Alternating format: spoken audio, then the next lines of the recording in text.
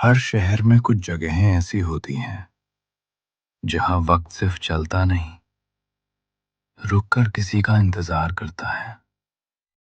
इस शहर का रेलवे स्टेशन भी वैसा ही था।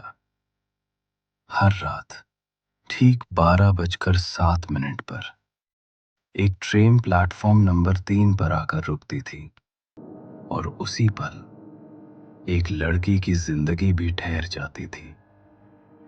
उसका नाम था माया।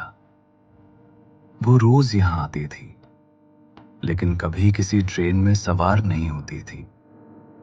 वो बस खड़ी रहती थी, जैसे किसी चेहरे को भीड़ में ढूंढ रही हो। 3 साल पहले इसी प्लेटफॉर्म से एक लड़का उसकी जिंदगी से अचानक गायब हो गया था। न कोई अलविदा, न कोई वजह, न कोई लौट कर आने का वादा। बस एक अधूरा वॉइस मैसेज जो बीच में ही कट गया था। पुलिस ने कहा लापता मामला है। दोस्तों ने कहा उसे भूल जाओ। लेकिन दिल दिल कैसे मान ले। हर रात ठीक 12:07 पर माया की धड़कनें तेज हो जाती थीं, जैसे उसे यकीन हो कि आज कुछ बदलेगा। आज की रात अलग थी। हवा भारी थी, सन्नाटा गहरा था और प्लेटफॉर्म की लाइटें कुछ ज्यादा ही टिमटिमा रही थीं। ट्रेन धीरे धीरे आकर रुकी। दरवाजे खुले, लोग उतरने लगे और तभी भीड़ के बीच एक परछाई ठिठकी। काली जैकेट, झुका हुआ चेहरा और आंखों में ऐसा डर जैसे कोई लंबे समय से भाग रहा हो। माया की सांस थम गई। वो चेहरा, वो चाल, वो एहसास, वो अर्जुन था। लेकिन इस बार उसकी आंखों में प्यार नहीं था, सिर्फ खतरे की परछाई थी। उसने एक पल के लिए माया की तरफ देखा और फिर नजरें हटा ली, जैसे वो उसे पहचानता हो, लेकिन पहचानना नहीं चाहता। उसी क्षण माया समझ गई, ये इंतजार सिर्फ प्यार का नहीं था, ये किसी ऐसे सच का इंतजार था जो उनकी जिंदगी बदलने वाला था और शायद उन्हें हमेशा के लिए अलग भी कर सकता था। घड़ी ने 12:08 बजाए और उसी पल माया ने महसूस किया, कहानी अभी खत्म नहीं हुई। असल कहानी अब शुरू हुई है। उस रात के बाद माया की जिंदगी ने सामान्य होने की कोशिश नहीं की, क्योंकि अब उसे यकीन हो चुका था अर्जुन जिंदा है, लेकिन वह सुरक्षित नहीं है। और शायद अब वह खुद भी सुरक्षित नहीं थी। अगली रात 12:07 से पहले ही माया प्लेटफॉर्म नंबर 3 पर पहुंच गई। आज स्टेशन अलग लग रहा था, जैसे दीवारें भी उसे देख रही हों। सीसीटीवी कैमरे घूम रहे थे, लेकिन अजीब बात यह थी कि कुछ कैमरे उसी दिशा में अटके हुए थे जहां पिछली रात अर्जुन खड़ा था। माया ने पहली बार डर को अपने भीतर उतरते महसूस किया। यह सिर्फ इत्तेफाक नहीं था, यह निगरानी थी। घड़ी ने 12:07 बजाए।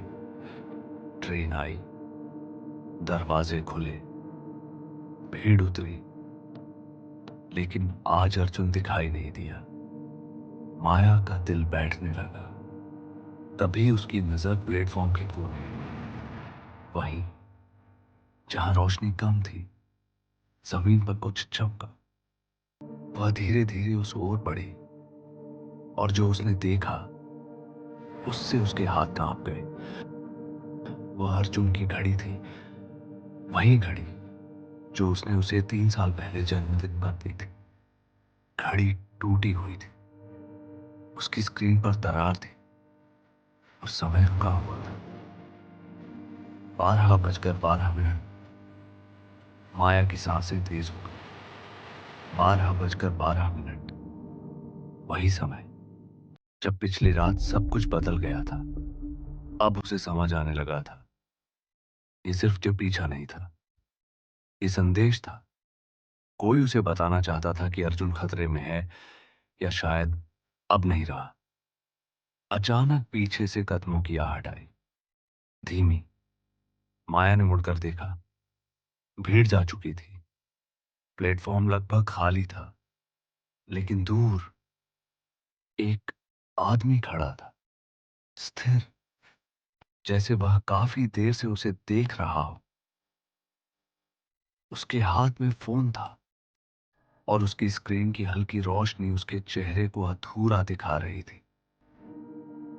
माया का दिल जोर से धड़कने लगा। उसे एहसास हुआ, अब शिकार और शिकारी के बीच की दूरी खत्म हो चुकी है।